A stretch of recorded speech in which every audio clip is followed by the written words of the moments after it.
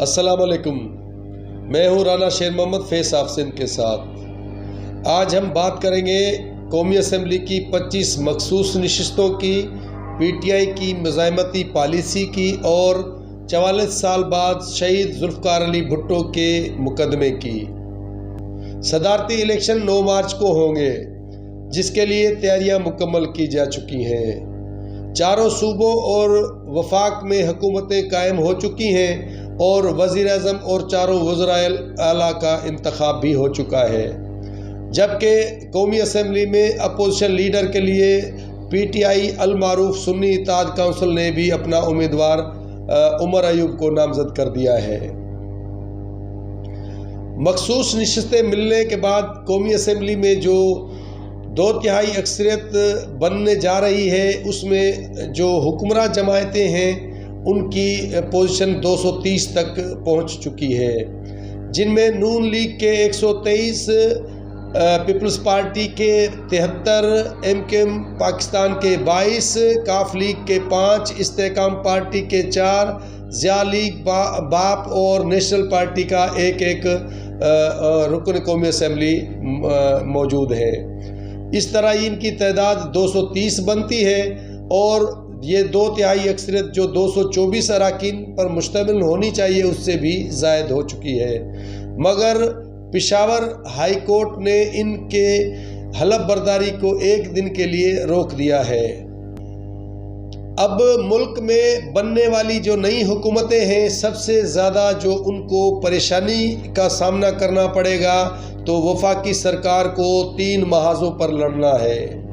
سب سے بڑا جو محاذ ہے وہ مہنگائی کا ہے کہ 24 کروڑ عوام جو مہنگائی میں پسے ہوئے نظر آتے ہیں، ان کی ریلیف کے لیے کیا کیا جاتا ہے،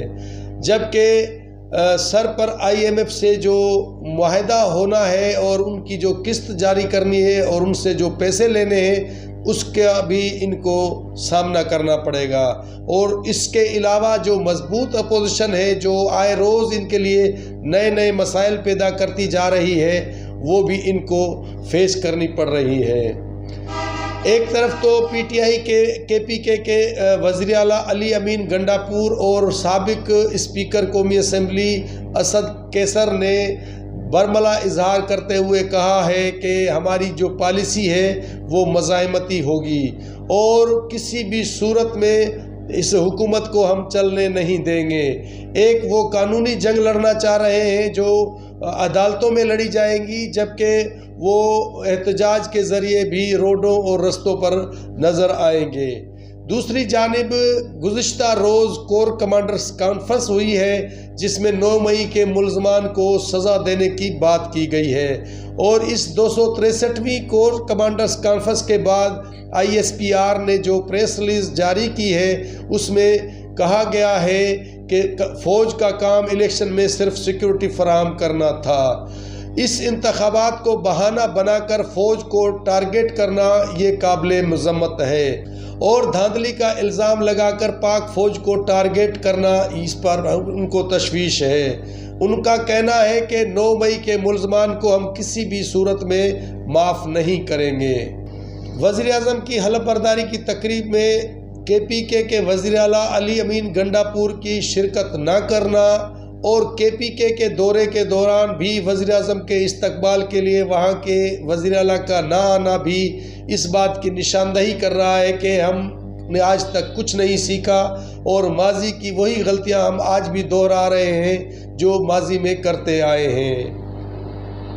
اب بات کرتے ہیں شہید ذوالفقار علی بھٹو کے مقدمے کی۔ ملک کو آئین دینے والا ذوالفقار علی بھٹو اسلامی سربراہ کانفرنس کے ذریعے پوری دنیا کے مسلمان سربراہوں کو اکٹھا کرنے والا ذوالفقار علی بھٹو، ملک کا پہلا منتخب وزیر اعظم پاکستان بننے والا ذوالفقار علی بھٹو، اس کو ایک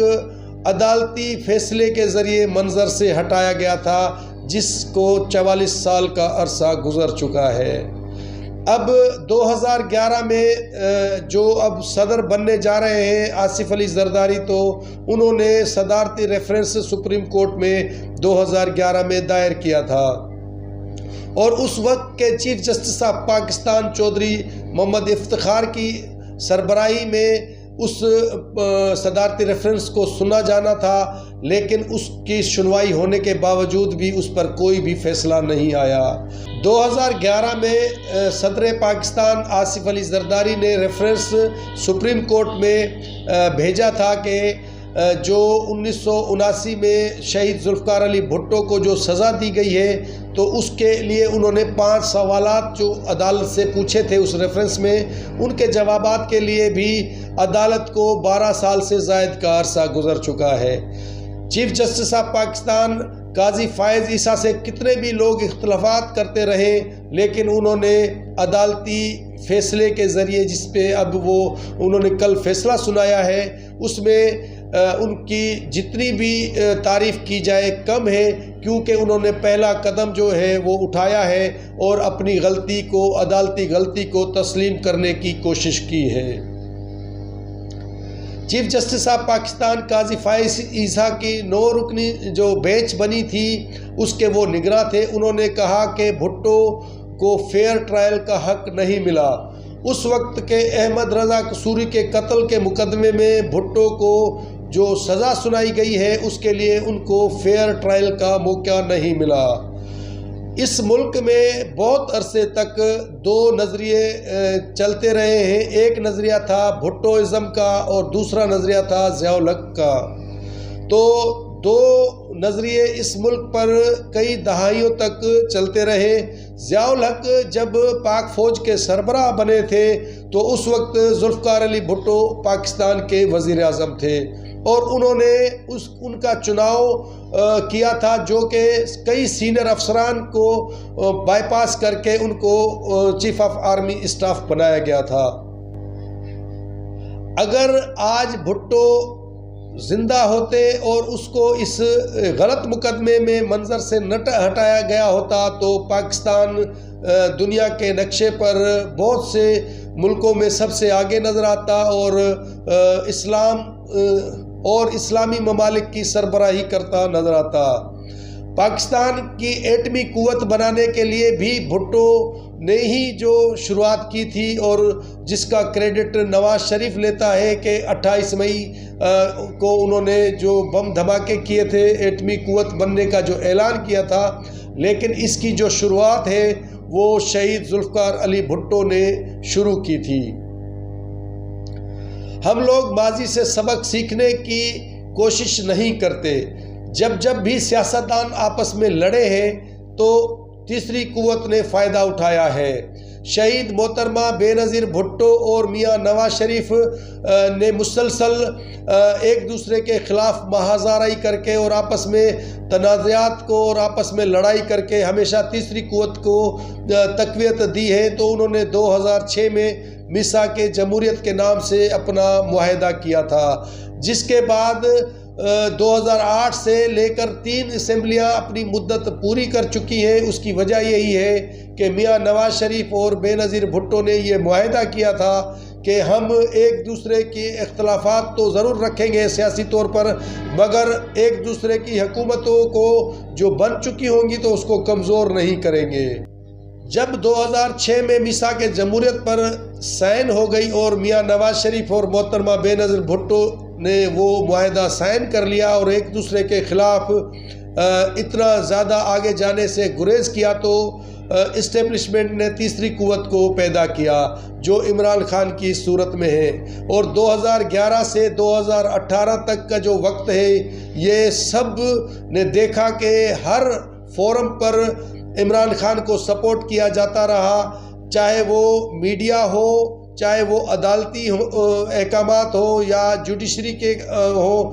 میاں نواز شریف 7 سال پہلے ایک جھوٹے مقدمے میں اپنے بیٹے سے تنخواہ نہ لینے کی وجہ سے تا حیات ان کو نااہل کیا گیا، لیکن 7 سال کا عرصہ گزرنے کے بعد ان کو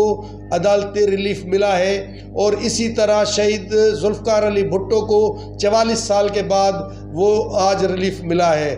کیا ذوالفقار علی بھٹو 44 سال پہلے جو ایک جھوٹے مقدمے میں ان کو قتل کی جھوٹے مقدمے میں سزائے موت سنائی گئی اور ان کو پھانسی پر چڑھایا گیا، کیا وہ آج اس ریلیف کے بعد زندہ ہو جائیں گے؟ نہیں، مگر یہ ایک سنہری موقع آیا ہے کہ جو سیاستدان ہیں اس ملک کے ان کو آپس میں جھگڑنے کی بجائے ایک جگہ پر بیٹھنا چاہیے۔ آج اگر تینوں بڑی جماعتیں پی ٹی آئی، المعروف سنی اتحاد کونسل، مسلم لیگ نون اور پیپلز پارٹی اگر مل کر ایک جگہ پر بیٹھ جاتی ہیں اور اپنے اپنے تنازعات کو ختم کرنے کے لیے بات چیت کا آغاز کرتے ہیں تو آگے یہ ممکن ہے کہ یہ ملک تیزی سے ترقی بھی کرے گا۔ اور تیسری قوت جو ہمیشہ اپنا فائدہ نکالتے نظر آئی ہے وہ نہیں ہو سکے گی۔ اور اگر ایسا نہیں ہوا تو جیسے 7 سال قبل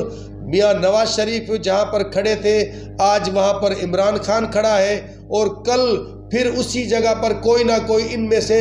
فریق کھڑا نظر آئے گا۔ آج کے لیے اتنا ہی۔ اجازت سے پہلے جس نے بھی میرا یہ YouTube channel Face of Sindh subscribe نہیں کیا ہے ان کو گزارش ہے کہ وہ اس چینل کو سبسکرائب بھی کریں اور بیل آئیکن بھی دبا لیں تاکہ نئی نئی ویڈیوز آپ تک آسانی سے پہنچتی رہیں۔